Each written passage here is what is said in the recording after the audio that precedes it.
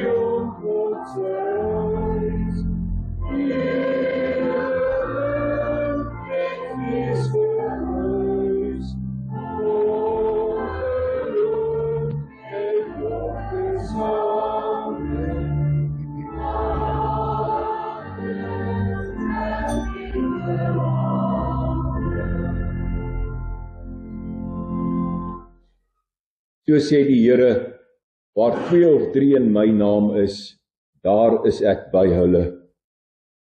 Aan almal wat God liefhet en wat hy geroep het om deel te wees en aan hom te behoort, genade en vrede vir julle van God ons Vader en van Christus Jesus ons Here.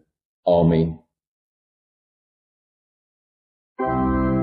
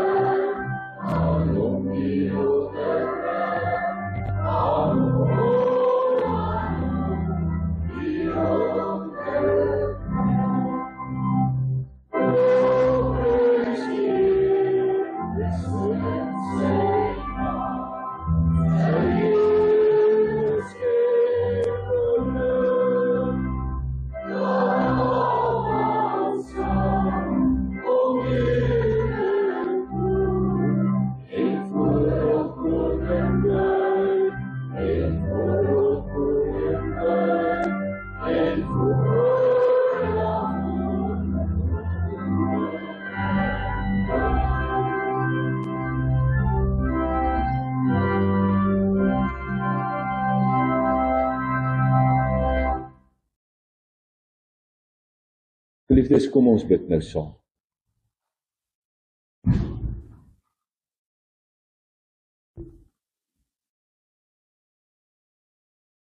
Almagtige ewige Here, ons dankie dat ons vanoggend die wonderlike voorreg het om hier getuie te wees van 'n kindjie se doop. Dankie Here dat ons opnuut bewus kan raak dat U ons liefhet, dat U ons gered het, dat U ons geken het toe ons nog in ons moeder skoot was, dat U ons geroep het. Dankie Here vir U oneindige genade waarin ons kan deel. Wanneer ons op die lewensweg gaan, is daar soveel uitdagings, partykeer selfs krisis.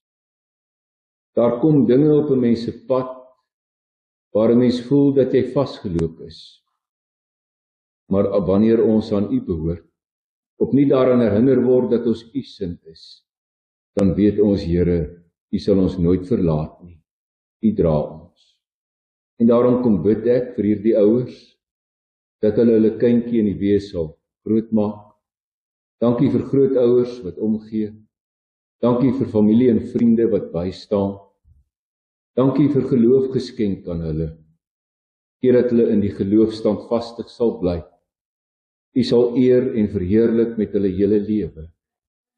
Toe bid ek vir elkeen wat hier is, vir hierdie gemeente waarin ons U kan dien en eer, waarin ons in dankbaarheid voor U kan leef.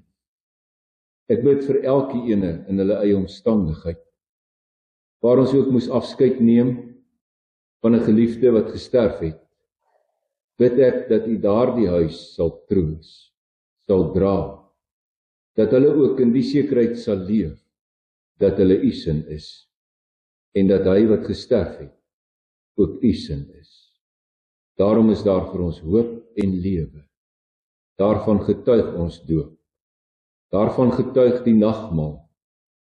Daarvan word ons verseker wanneer ons aan die nagmaaltafel aansit, dat Jesus Christus wat aan die kruis gesterf het, met sy bloed geboet het, vir ons sondes, die dood oorwin het, sodat elkeen wat in U glo sal lewe, al het hy of sy gesterf. Heer, dat ons in alles met ons oog op U gerig sal bly leef, dat ons na U woord sal luister, dat U woord in ons lewe sal bring. Vergewe genadiglik ons sonde. Dit vra ons in Jesus se naam alleen. Amen.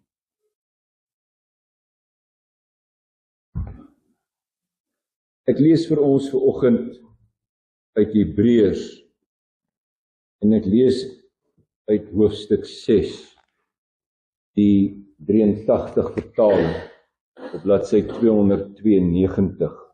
Hebreërs 6, 83 vertaling, bladsy 292. Ek gaan die eerste 12 verse van hierdie hoofstuk lees. Kom ons luister, want dit is God wat met ons praat. Laat ons nie stil staan by die eerste dinge wat aangaande Christus verkondig word nie, maar verder gaan na die volle inhoud van die boodskap. Ons wil nie opnuut die fundament lê deur te praat oor die bekering uit 'n leefwyse wat tot die dood lei nie, of oor geloof in God, die leer van die doop en die handoplegging, die opstanding van die dooies en die ewige oordeel nie. Ons sal dus verder gaan as God dit toelaat.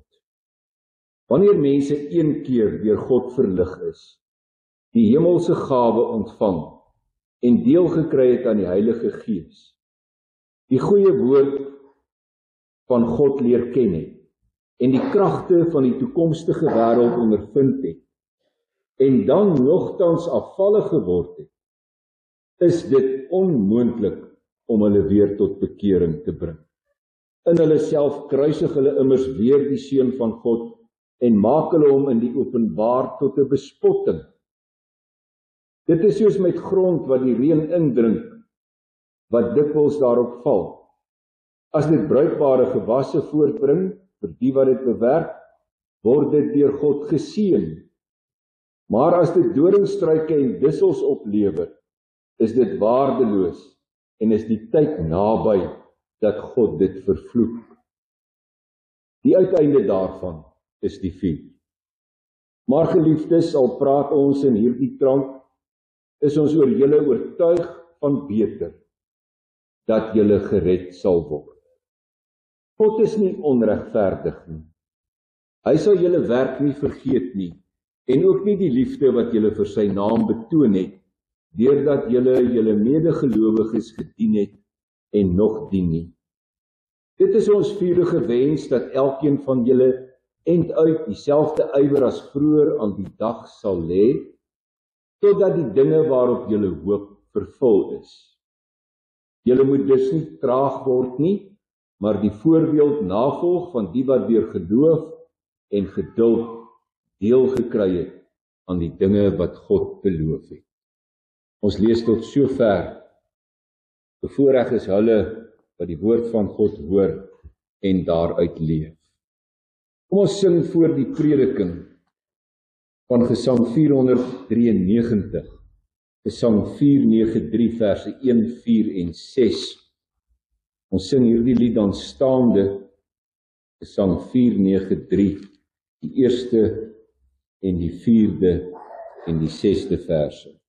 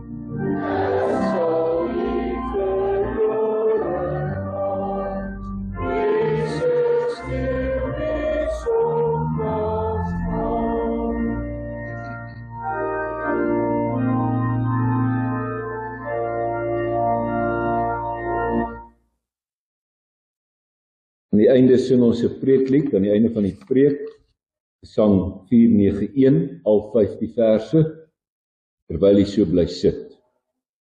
Dit sal sonder aankondiging wees, Gesang 491, al 15 verse, as ons preeklied.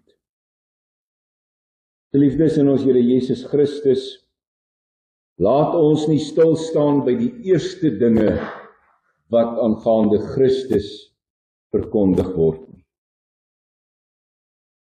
'n Mens se geloof in God het 'n daadwerklike uitwerking op jou lewe. Dit bepaal eintlik jou lewe. Daar is mense in ons tyd wat openlik erken, dit uitbasuin, ek glo nie. Party wil nie glo nie, party kan dalk nie glo nie. Party het afvallig in die geloof geraak, lou in die geloof geraak. Maar 'n mens se geloof of ongeloof bepaal jou lewensgang. As 'n mens 'n gelowige is, dan praat ek van 'n Christen gelowige, daar's baie soorte gelowiges deesdae. Praat van Christen gelowiges, dan bepaal dit die wyse waarop jy lewe. Dit bepaal jou woorde en jou dade. Daar's eintlik net 2 weë waarlangs 'n mens kan gaan. 2 paaie waarop jy kan loop. Die een is die pad van die lewe, die ander pad is die pad van die dood. Dit word ook genoem die weg van die lig en die weg van die duisternis. In Romeine praat Paulus oor 'n onrein, wettelose en losbandige lewe, en hy sê so 'n lewe, en daar's ook baie goed wat jy kan noem, maar so 'n lewe lei tot die dood. Ons weet ook dat die loon van die sonde die dood is. Nou moet ons eers verstaan wat ons met dood bedoel. Dit gaan oor ewige dood. Almal van ons sterf hier op aarde. Hierdie liggaam kan nie vir ewig hier bly leef nie. Hierdie liggaam gaan agteruit. Dis naderhand nie 'n goeie woonplek nie. Vlees en bloed kan nie die ewige lewe beerf nie. Maar wie in Christus glo, wie se lewe van daardie geloof getuig, sal leef, al het hy of sy gesterf. God gee genade, God betoon sy genade. En daardie genade is dat hy ons vry maak van ons sonde, dat hy ons vryspreek van die sonde. En die vryspraak bring vir elkeen wat in Christus glo, die ewige lewe. Want Christus Jesus is ons Here. Die Hebreërbrief is aan Joodse Christene gerig. 'n Mens kan hulle ook gelowiges noem. In die eerste plek word hulle gewaarsku teen verslapping en afvalligheid. Want onthou, Joodse Christene beteken, dis mense wat eers Jode was, hulle was ook gelowig. Die Jode is ook gelowig. Hulle glo ook in God. Maar hierdie mense wat Joodse Christene genoem word, is mense wat onder die geklank van die evangelie, die verkondiging van Paulus en ander apostels, tot geloof in Christus gekom. Deur die Gees gelei, het hulle in Christus die Messias ontmoet, die beloofde Messias. En dan gebeur daar nou 'n klomp goed in hulle lewe. 'n Klomp goed verander in hulle lewe. Want Christus het vir eens en vir altyd geoffer aan die kruising. Hy het homself geoffer vir die sondes van die ganse mensdom. En deur sy offer het hy versoening bewerkstellig vir elke een wat in hom glo. Uiteindelik 'n einde gemaak aan daardie tempeldiens waar daar diereoffers gebring moes word.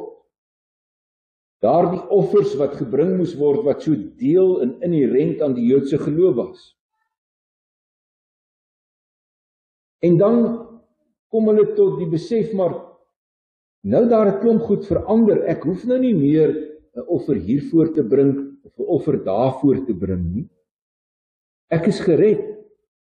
Hierdie verlossing mag nie verontagsaam word.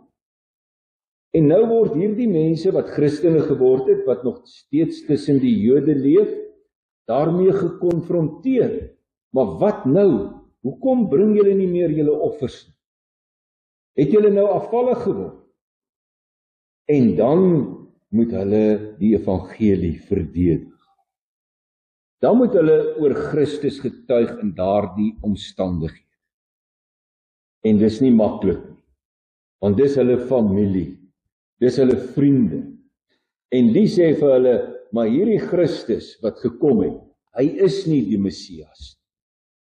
Hulle moet aan hierdie Jode, hierdie vriende van hulle, verduidelik hoekom hulle in Christus as die Messias glo. En daarom was dit maklik om weer op ou weë terug te val. weer weg te beweeg van hierdie nuutgevonde geloof in Jesus Christus. Dit was eintlik ook baie moeilik, is vir ons vandag nog steeds moeilik, om te verstaan dat Jesus Christus aan 'n kruishout gesterf het vir my sonde, dat hy die volmaakte offer is, en op grond van daardie offer is my sonde vergewe. Ek kan al my geld wat ek verdien elke maand vir die kerk gee, en dit gaan my nie red. Ek kan allerlei offers bring. Ek kan die beste mens op aarde wees. Ek kan goed doen aan alle mense wat ek teekom, en dit gaan my nie red. Vir die Jode was dit baie moeilik om te verstaan, hierdie nuut gevonde geloof in Christus. Daardie mense wat Christen gelowig is geword het, moeilik om te verstaan dat hulle nou nie meer 'n offer hoef te bring en dan vir God te vra, vergewe my sonde en aanvaar tog hierdie offer. Wanneer Jesus Christus die volmaakte offer is, dan word hy die bron van ons ewige saligheid. Mense kan jy nou indink, dit was die gewoonte by hierdie mense om allerlei offers te bring. Hulle moes 'n klomp seremoniële wette nakom, en nou is dit nie meer nodig. En nou moet ons baie versigtig wees dat ons nie hierdie offer van Christus verkeerd verstaan nie. Want ons kan nou dink, wel, ek kan nou leef soos wat ek wil. Ek is gedoop, ek sê ek glo, en God sal my sondes vergewe. Ek kan maar maak wat ek wil. Nee, dis nie wat die geloof in Jesus Christus bedoel nie. Dis nie wat dit beteken nie. Enerzijds sê ons, natuurlik, Christus is vir ons genoeg. Hy het reeds geboet vir ons sonde. Maar waaragtig, kan ek dan nou maar in die sonde volhard? Kan ek dan nou maar leef soos wat ek wil? Nee, verseker nie. Ek hoef geen offers te bring behalwe 'n dankoffer. En daarom wy ek my lewe aan die Here uit dankbaar. Wat Klaak en Elisei vandag hier gedoen het, is om te sê, Here, ons gee hierdie kind wat U aan ons toe vertrou het, aan U terug. Ons dra haar aan U op. En ons gebed is, dat U haar sal beskerm en bewaar. Vir ons die wysheid en insig sal gee, om haar so groot te maak, dat sy U sal dien en eer, dat sy dankbaar voor U sal leef.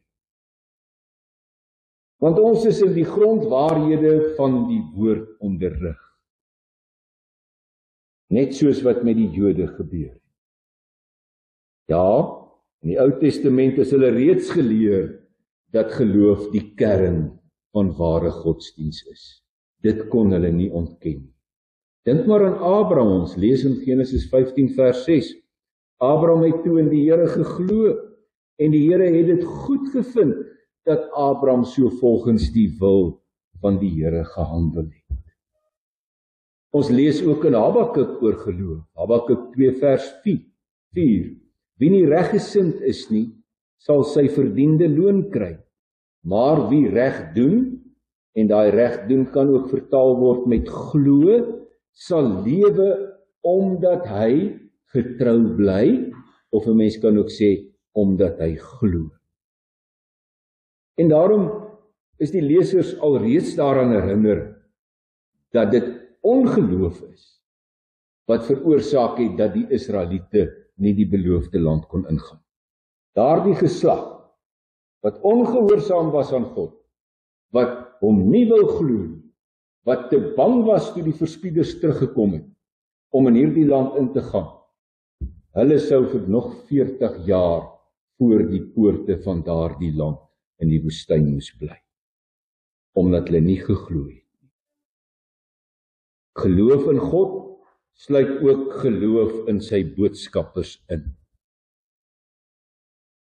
En wie die evangelie glo, glo ook in Christus. Die boodskappers is die draers van hierdie evangelie.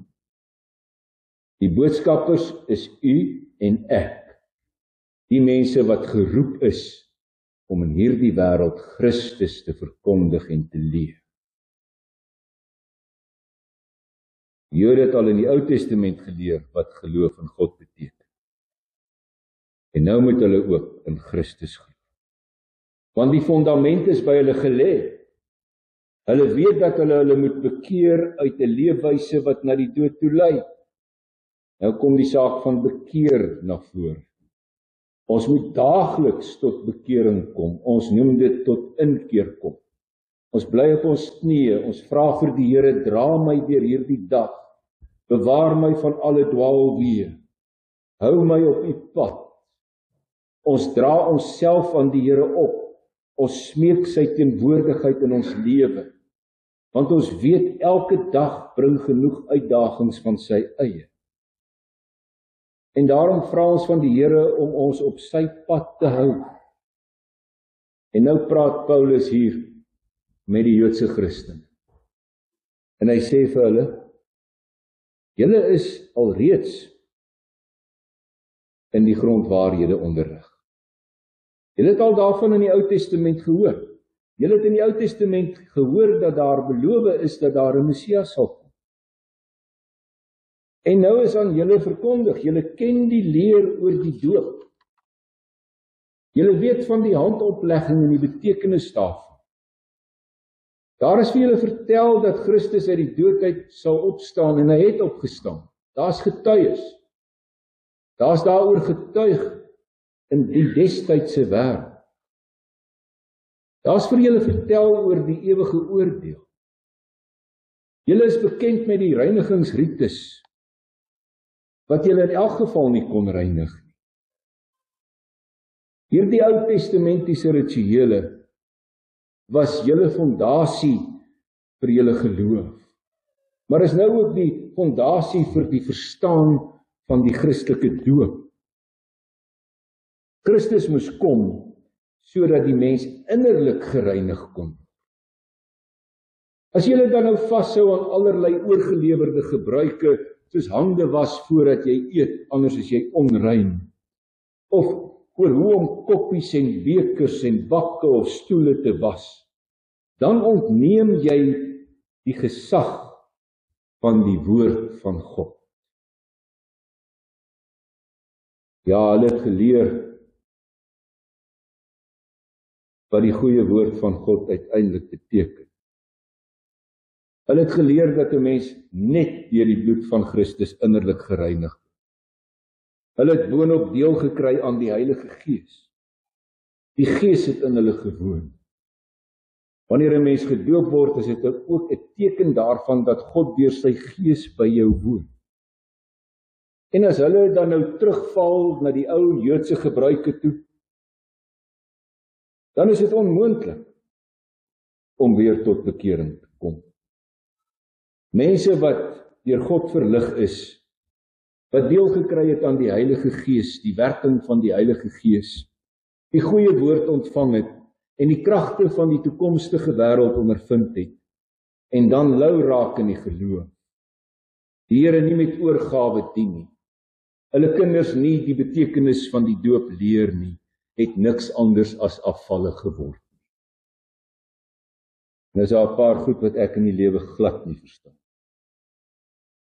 Ons sal vroeg opstaan om ons kinders 7:20 by die skool te hê, elke dag van die week. Maar ons sal nie die 22 Sondae wat daar beskikbaar is om kategetiese onderrig aan ons kinders te gee, sorg dat ons kinders daar is.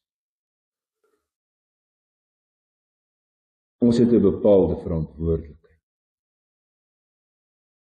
Raak ons nie lou in die geloof nie. My vraag is of ons die Here werklik met oorgawe dien, en dan nie omdat ons iets verwag van die Here nie. Nie sodat ons gered word nie, maar ja wel omdat ons reeds gered is. Is dit nie so dat ons verantwoordelikhede nie nakom teenoor ons kinders nie? In hierdie bose en stikkende wêreld, waarin ons so stry en veg teen die mishandeling van kinders, die verwaarlosing van kinders,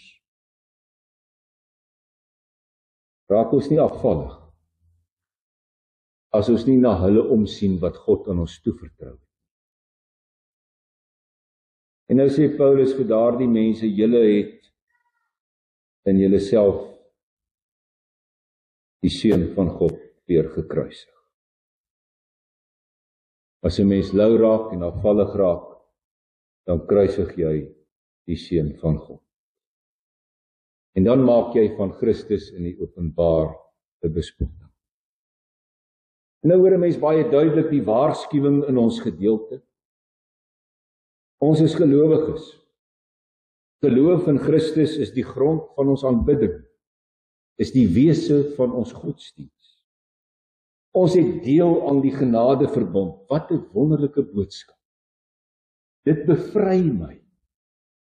En ek kan baie voorbeelde noem van godsdienste waar jy vasgevang is in 'n klomp wettiese reëls, en as jy dit nie nakom nie, word jy uitgesny en dan het jy nie deel aan dit wat hulle glo. Ons is vrygemaak. Moet net nie julle vryheid misbruik om sonde te doen nie, sê Paulus. Ons het vryspraak ontvang. Ons het sondevergifnis ontvang. Daar wag vir ons 'n ewige lewe. Dit maak die lewe sinvol. Ek is op pad, 'n pelgrim wat op pad is. Ek het 'n eindbestemming. Dis 'n heerlike eindbestemming. Ek gaan vir ewig lewe, vir altyd en altyd. Dis ver bo my menslike verstand in die teenwoordigheid van God wees. En dan raak ek lou in die geloof. En ek leef asof ek nie 'n kind van God is. Ja, selfs ons wat weet, by wie die fundament gelê is, wat onder die geklank van die woord kom, selfs ons raak afvallig. Daar selfs mense, ja Christenmense, wat hulle verhouding en verbintenis met die Here opgee.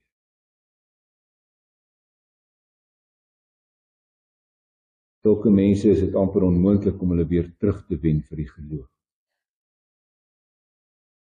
Ek weet ek nie of 'n mens half immuun kan raak teen Christen wees nie. Baie mense sê nee, wat erg is daarom te erg, ek kry te veel daarvan. Ek kan nie elke Sondag kerk toe gaan nie. Die Here vra daarom te veel van my. En dan begin ek terugtree. Begin ek terugstaan. Dan raak dit lou in die geloof. Jy kry party mense wat vreeslik entoesiasties raak. Aanvanklik lyk dit baie goed. Hulle het die goeie woord van God leer ken. Hulle weet duidelik waar lê die waarheid. Hulle het nogal vir 'n tyd ook so geleef.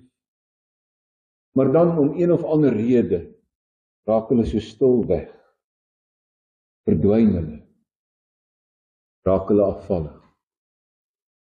En interessant dat die skrywer hierso ook die beeld gebruik van die boer. Want dit was 'n boeregemeenskap, die Joodse gemeenskap. En dan gebruik hy die voorbeeld van as die reën nou so baie val en die aarde word papnat, dan groei daar verskillende goed. Die goeie gewasse groei, maar is interessant, soos in die afgelope seisoen, dan groei die vuile goed nou eers welig. En jy kan daarmee niks doen. Dis net goed vir die vuur. Of as jy nou gaan saai en jy saai op goeie grond en van die saad val op klipperige grond, dan kom daai wat op klipperige grond val nogal baie goed op. Dit lyk nie sleg nie, dit lyk net so goed soos die ander wat langsaan staan op die goeie grond, in die goeie grond. Maar as hulle nou groter word, en as hulle nou begin groei en moet begin saad maak, dan sien jy dat die in die klipperige grond word so geelerig. En uiteindelik maak hy so 'n klein koppie, en daar's nie eintlik 'n oes nie. So is dit ook met die mense wat aanvanklik baie entoesiasties is, maar naderhand afvallig raak. Hulle is net goed vir die vuur. Daar is nie 'n oes nie. Maar nou is daar gelukkig ook troos vir ons, want die Bybel praat die hele tyd van geloof wat beproef word. Dinge wat op jou pad kom, en in hierdie geloof moet jy standvastig bly. Wie die toets van die tyd deurstaan, sal gered word. Wie die pad van die dood vermy, en die voorbeeld navolg van die wat deur geloof en geduld deel gekry het aan die dinge wat God beloof het, vir hulle sal God seën. Die uitdaging is om enduit met ywer in die geloof in Christus te volhard. Wat beteken dit vir ons? Ons het vanoggend die belewenis gehad dat 'n kindjie gedoop is. Dis een van die sakramente van die kerk. 'n Sakrament is 'n heilige waarteken wat aan jou wil bevestig dat Christus Jesus jou verlosser en saligmaker is. Die doop is die teken wat jy vir die res van jou lewe dra. En laat ek dit nou maar vir u sê, broers en susters, jy hoef nie groot gedoop te wees om gered te wees. Want die groot doop red jou nie, Christus red jou. Jy hoef nie 2 of 3 of 4 keer gedoop te wees nie. As jy 1 keer gedoop is jy gedoop in die naam van die Vader en die Seun en die Heilige Gees. Daarom is die doop 'n baie ernstige saak. En moet jy geleer word van kleins af wat jou doop beteken. Maar nou is jy mens en jy's in hierdie wêreld en jy's uitgelewer.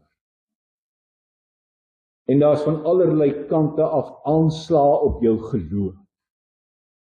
Hierdie een vertel vir jou die storie en daai een vertel vir jou daai storie. En daarom is dit nodig dat jy voortdurend in die geloof versterk word. Daarom het ons in die reformatoriese kerk die gebruik om ten minste 1 keer in 3 maande nagmaal aan te bied. Hoekom doen ons dit so min? Omdat dit duursaam is. Omdat die mense maar net sonder om na te dink aan die tafel van die Here kom aansit nie. Jy moet jouself voorberei. Jy moet jouself ondersoek. Jy moet jouself gaan vra of ek in gehoorsaamheid aan God en sy woord lewe. Jy moet die begeerte hê dat jy deur die Gees en die woord en die sakrament in die geloof versterk sal. Daarom gebruik ons die nagmaal herhaaldelik, sodat ons herinner kan word aan die grondwaarhede van die woord. Sodat ons nie net hoor nie, maar ook proe en voel en smaak dat God in Jesus Christus ons gered het. En daarom is dit belangrik dat die volle inslag van die boodskap in jou lewe grond sal vind, beslag sal vind. Wat beteken dit vir 'n gemeente? 'n Gemeente is die draer van hierdie evangelie, hierdie blye boodskap. In die wêreld daar buite moet ons so gaan leef as kinders van die Here. Wat beteken dit vir ouers? Ouers aanvaar verantwoordelikheid vir hulle kinders in die opvoeding, die Christelike opvoeding van daardie kinders, sodat hulle kan groot word tot eer van die Here. Die skool het die verantwoordelikheid om die kinders te onderrig, nie op te voed nie. Die ouers moet hulle opvoed. Die kerk sê, ons sal julle daarin help. Ons sal die kinders onderrig wat die woord van God vir ons leer. En daarom moet ons nie traag wees om te leer nie. Ons moet in ons geloof standvastig wees en deur ons voorbeeld en lewe liefde betoon en mekaar dien. En dan moet ek nou sê Christelike liefde. Ouers moet hulle kinders leer wat die doop beteken. Julle is deur God verlig, het die hemelse gawe ontvang, het deel gekry aan die Heilige Gees en die goeie woord van God leer ken. Moenie afvallig word nie, moenie wegbly nie, ook nie van die nagmaal af nie. Dis moeilik om te verduidelik. Maar 'n mens se geloof word in jou dade en jou ywer vir die Here gesien.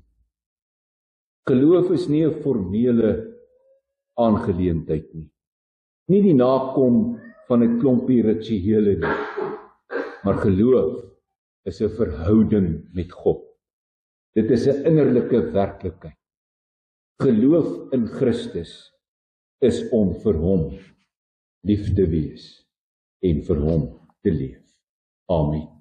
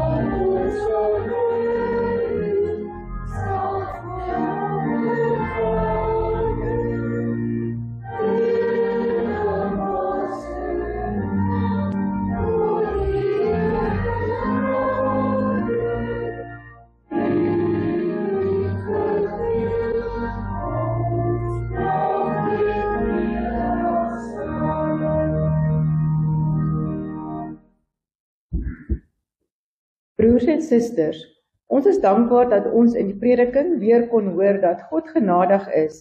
Van hierdie genade lees ons ook in Psalm 103.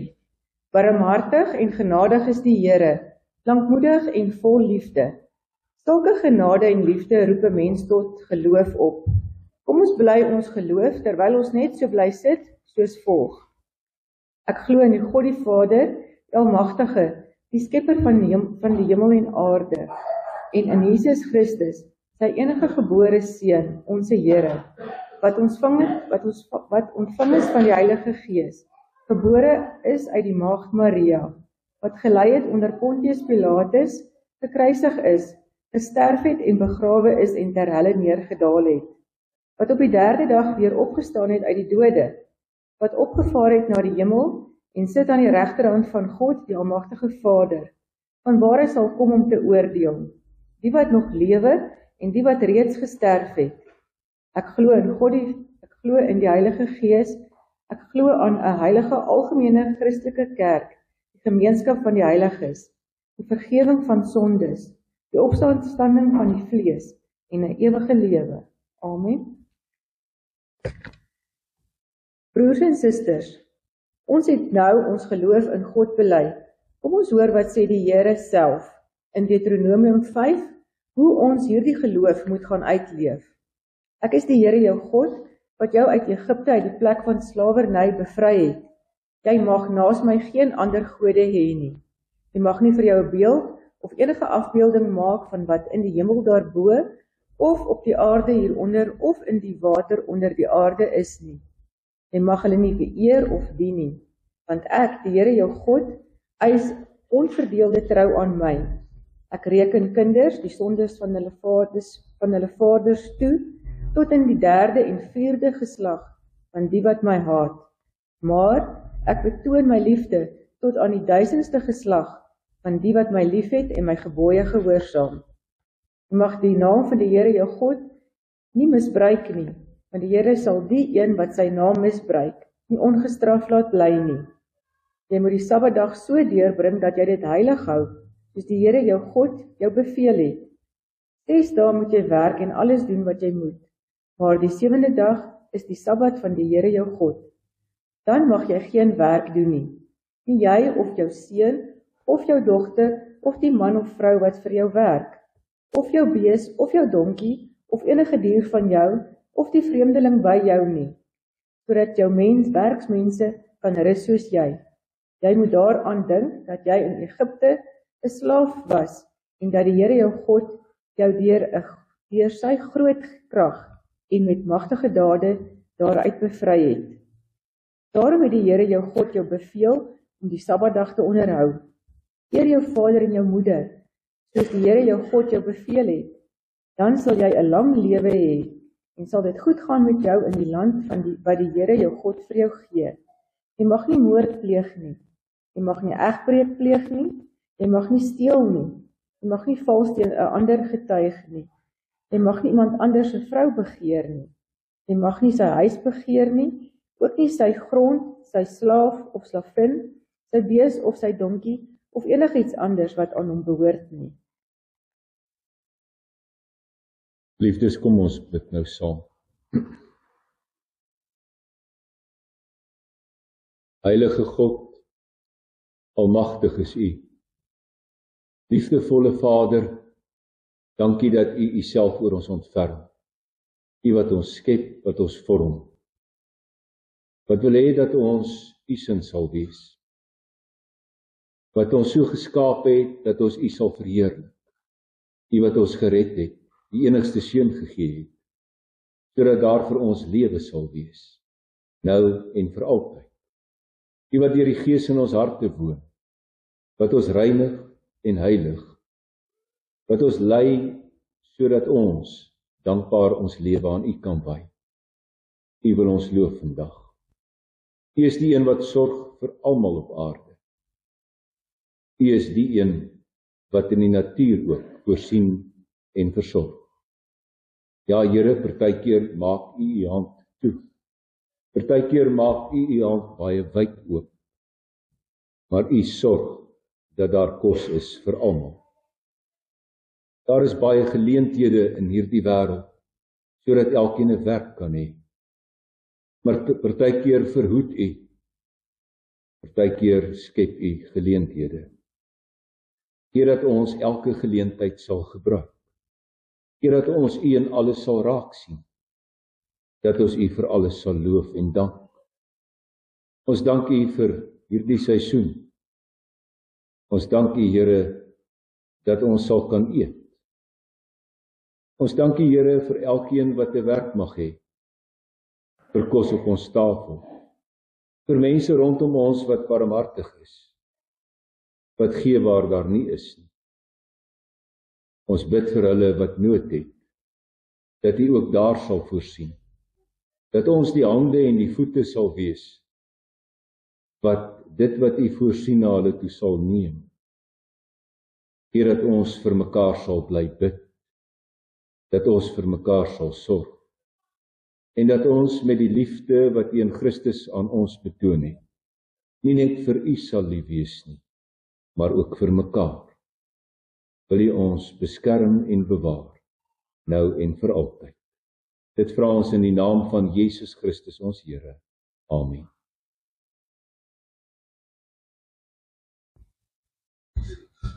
Ons sing nou ten slotte van Gesang 464. In hierdie lied gaan dit oor God se skepingsmag en sy onderhouding. Ons gaan hierdie lied in weertsang sing. Die eerste vers sing ons almal saam, die refrein ook almal saam. Die tweede vers sing die broers, die refrein almal saam.